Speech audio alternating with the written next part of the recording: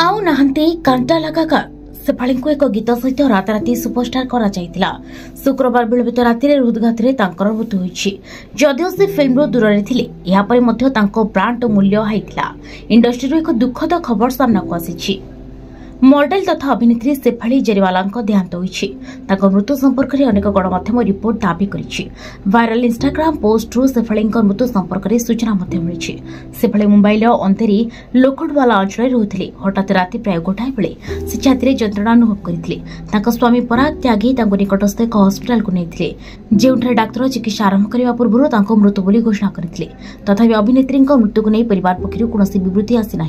मृत्यु बेलू कंटालका गाल भाव प्रसिद्ध शेफाली बयस 42 वर्ष होता। से अक्षय कुमार और सलमान खान सहित मुझसे शादी करोगी फिल्म रे काम करते। वायरल बयानी एक पोस्ट कहुचे शेफाली को स्वामी और अन्य 3 जन वेलव्यू मल्टी स्पेशलिटी हस्पिटाल को निया। हस्पिटाल जन कर्मचारी हस्पिटाल पहुंचा पूर्व शेफाली मृत्यु होता खबर को निश्चित कर हस्पिटाल डाक्तर लुला एक खबर को अस्वीकार करना से कौन रोगी विषय विवरणी प्रकाश करें। से हस्पिटाल डाक्तर सुशांत खबर को निश्चित कर आम मृतदेह को पोस्टमार्टम कूपर हस्पिटाल को पठाउछु। शेफाली जेरीवाला मृत्यु खबर शुणी प्रशासक मैंने आश्चर्य होइछन्ति।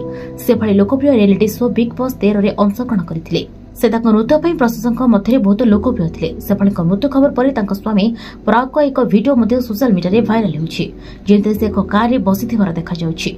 ए वीडियो रे पराग बहुत दुखित देखा जाउछन्ति। ए वीडियो रो कमेंट सेक्शन रे शेफाली मृत्यु खबर शुणी यूजर्स मर्माहत होइछन्ति।